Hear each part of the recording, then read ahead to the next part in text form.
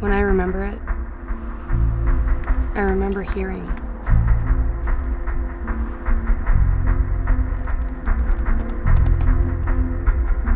"14% of the population lives below the poverty line in Greensburg.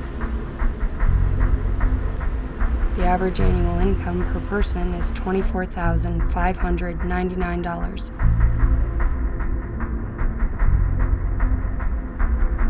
One out of 6 have a college degree.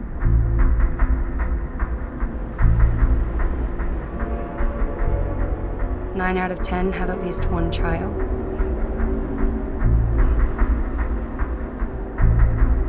About 90 people die of drug overdoses every year. When I remember it, I remember knowing.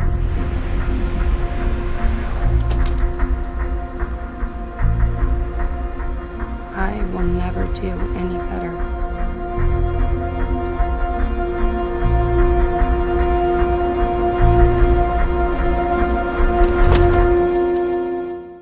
And where did the inspiration come from for 1Over1? Well, I'm from the area where it's set and where it's shot, and it was just I came out here, but I would go back and forth for Christmas or whatever, and I just got really interested in a way that I didn't, because I'm seeing it from a different perspective. So I started doing, tons of research and learning government documents and all kinds of studies and all stuff. And from there, Lissa kind of came out of it, and I'm not sure how, but once I realized, I could see the whole town and everything that was kind of decay, and then I just imagined this character, and then I was like, well, I think I'm going to try to make that movie. Oh, wow. Yeah. That's very courageous of you. And also, so why was the film broken into a million pieces? I think that's what everyone wants to know. It's in still pictures. Oh yes, and it's broken gotcha, into a million pieces. Right. Well, the thing about the film is that it's a coming of age story. Right. And the kind of idea of it is the aesthetics, the million pieces, they kind of congeal, or they get more sophisticated as the film goes along. As she matures, the aesthetics of the film mature. So at the beginning, it's really jagged, lots of stills, lots of aggressive attitude. Mm-hmm. That's where she is, loud music. And then at the end, it's much more classical compositions and classical editing style. So that's the reason. Mm-hmm. And Lindsay, how would you describe your character, Lissa? Lissa is a girl who she's in the depths of who she is. She has this disconnect from life and from herself. Mm-hmm. She doesn't really have that supportive connection with her family. She's a loner, sort of by design, sort of by circumstance, sort of by all of these things, and she kind of feels trapped in this bubble. And her actions are sort of in reaction to how she's feeling, the pain that she's in, and I think every day, despite her behavior, she's looking for that spark again in her life. And what I think is nice about the end of this is that maybe if she hasn't found the spark, she's at least open to finding it. Right. It ends on at least a lighter note. Yeah. Right. I mean, I definitely wouldn't say this is a fairy tale ending. I do love the way it ends, but it's not. It's a choice all the time to move out of there, and I think it's something she'll probably be with for her whole life. But just that little spark. A little movement into it. A little bit of the burden off. A little bit of that pressure is distilled. So I think she works and she finally finds that for herself. But I think that's through a lot of time, effort, isolation.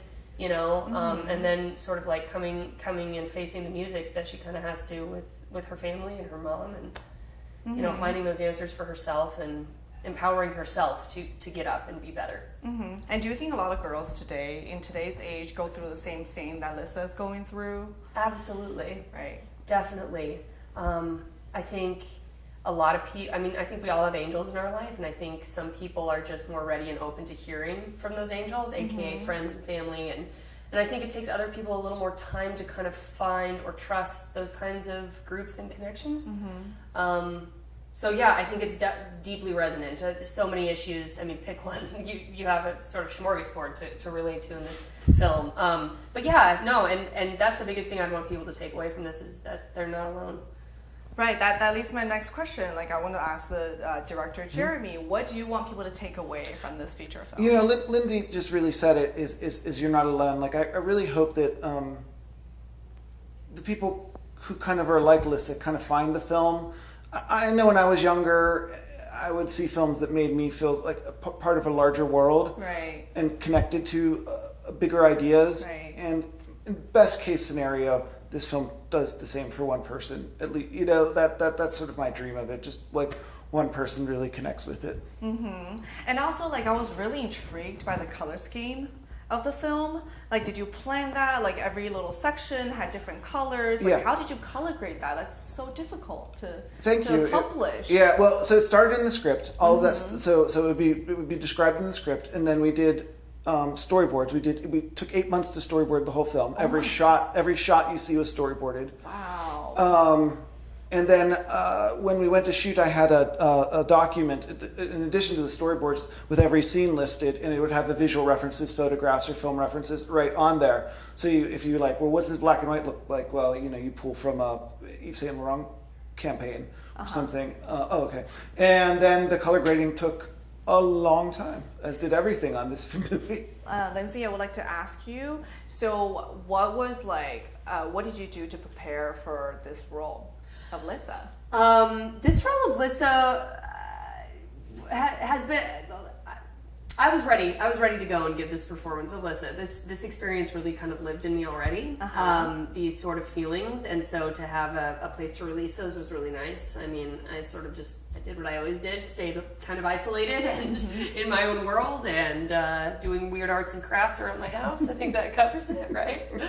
I like I say, this was just kind of already in me, and, you know, I was ready to let it out. Do you think it was almost like similar to like Heath Ledger, what he did, like? I mean, not at all. The method acting, something like that. Did you like shut yourself like that down in like the bathroom? That yes. I mean, yeah. Just yeah, sure. I don't know if I want to make I mean, that's a big comparison. That is huge. I mean, right? not at all. It's kind of similar to but me, like at the what same she's describing. time, like the method behind it. For sure. Right. Yeah, I don't think that's a comparison to Heath Ledger, unfortunately. No, but he does give the single great. I've been telling people, they asked me for advice today, and the Joker, Heath Ledger, does give the single best piece of advice I can give to anybody, which is if you're good at something, never do it for free. So the Joker's honest, Let's keep that in mind. Lovely. And so, what other upcoming projects that you're working on? We're very excited to see. You know, I'm really into genre. My favorite movie of the year was Black Panther. I thought it was a masterpiece. I love it, yes. You know, so I really kind of want to do like a crime movie. I mean, the ultimate goal would be to work on a big scale. I really love those movies. Right. So we'll see. You know, hopefully somebody gives me some money to go make another movie, and then we'll see. Definitely. Thank you so much. Thank you. Oh, finish your thought. I was just going to say they won't be like this one, I think. I think they'll be more accessible. Awesome. Thank you so much. We can't wait. Thank you, Jeremy and Lindsay. Thank you. He drove south on Church Street, turned right on Route 31, took the ramp to Route 70 heading east, continued on 119 north, took a right, then another right.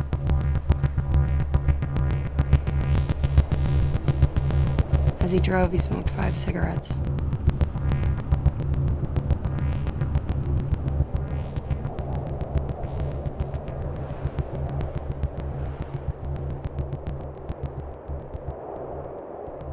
He arrived at his destination sometime late in the morning.